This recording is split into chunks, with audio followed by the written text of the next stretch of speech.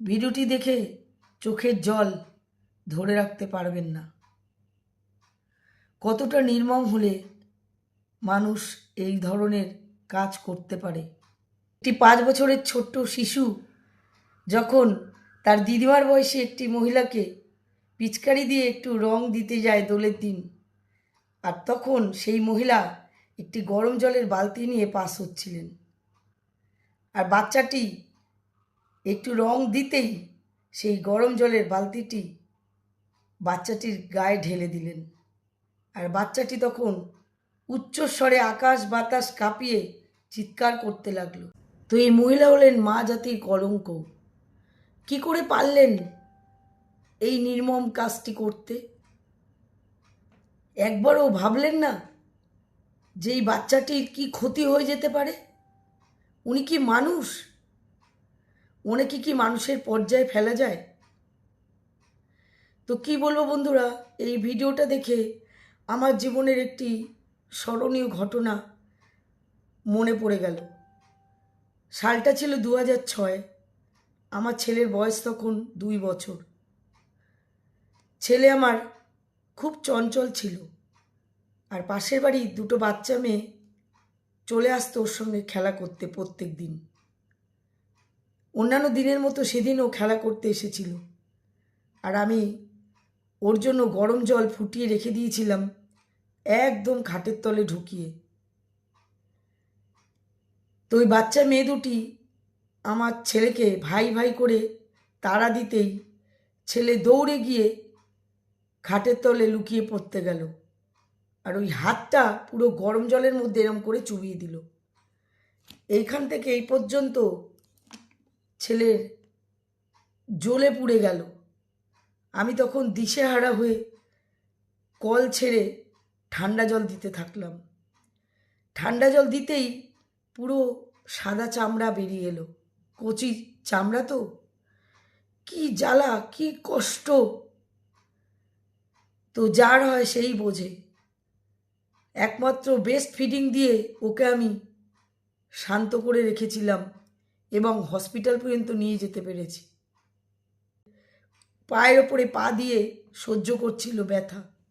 আমি দেখতে পাচ্ছি ও চিৎকার করে কাঁদিনি, ও সমানে কষ্ট সহ্য করছিল।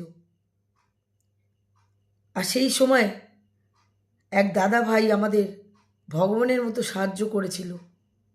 আমরা কি করব, কোথায় নিয়ে যাব, দিশাহারা হয়ে গিয়েছিলাম। তখন টুকাইদা বলে এক দাদা ভাই, সে তার নিজের 4 চাকা করে ওনার উপকার ড্রাইভ করে কখনোই আমরা আমাদেরকে নিয়ে গেল পিজি হসপিটালে। আমি ওই বাচ্চাটাকে নিয়ে একা একা হসপিটালের মধ্যে, ছেলে আমার কষ্ট পাচ্ছে, চতুর্দিকে বার্ন কেস, মধ্যখানে আমি অত ছোট বাচ্চা নিয়ে, আর ঠাকুরের নাম করছি বসে বসে যে ঠাকুর আমাকে বাড়ি নিয়ে যাও, আমি এই পরিবেশে ছেলেকে নিয়ে থাকতে পারবো না। চতুর্দিকে আর্তনাদ, পোড়ার জ্বালা। হঠাৎ করে মাঝরাতে পাশের বেডে চিৎকার করতে করতে স্তব্ধ হয়ে গেল একটি আওয়াজ। নার্সরা বলছে আর কিছু করা গেল না। আর আমি সারা রাত ঠাকুরের নাম করলাম, কখন ভোর হবে। আর একটা ভয়ও ছিল, ছোট বাচ্চা, ইনফেকশানের ভয়। সকাল হতে না হতেই ডাক্তারবাবু এলেন। আমি ডাক্তারবাবুকে বললাম, ডাক্তারবাবু আমি বাড়ি নিয়ে গিয়ে ট্রিটমেন্ট করাতে চাই, তার জন্য কি করতে হবে? তখন ডাক্তারবাবু বললেন, এই পোড়ার শুধু একটাই ওষুধ, ড্রেসিং করতে হবে। পিজির একজন দাদা ভাইকে আমি ঠিক করে নিলাম। তো 6 মাস সেই দাদা ভাই আমার বাড়িতে এসে আমার ছেলের হাতের এই কুনিতে একটা পাত বসিয়ে হাত যাতে ওর বেঁকে না যায় সোজা করে নিয়ে প্রত্যেক দিন ড্রেসিং করে যেত, আর ওইটুখানি ছেলে চুপচাপ সহ্য করত। তো সেই দিনটা কখনোই ভুলবো না, কী দিন আমি কাটিয়ে এসেছি। আজ এই ভিডিওটি দেখে সেই দিনটি আমাকে স্মরণ করিয়ে দিল বন্ধুরা। তো কি বলবো, উনি মা জাতির কলঙ্ক। একজন মা হয়ে কি করে পারলেন? তো সোশ্যাল মিডিয়ায় জানতে পাচ্ছি উনি নাকি বাচ্চাটির দিদা। উনি কি সাইকো পেশেন্ট যে নিজের রাগটা একটু কন্ট্রোল রাখতে পারলেন না? এটা বাচ্চার গায়ে ওই এক বালতি গরম জল ঢেলে দিলেন। তো কি শাস্তি ওনার হওয়া উচিত একমাত্র ঈশ্বরই জানেন।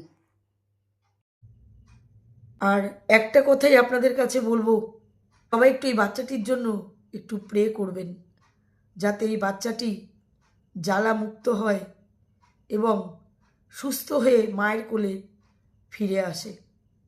ওকে যেন ভগবান কষ্ট না দেয়। আর ভিডিওটি বেশি বেশি করে সবার মধ্যে শেয়ার করে দিন।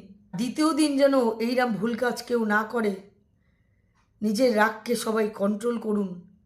মানুষ হয়েছেন, মানবিকতা বোধ নিজেদের মধ্যে রাখুন।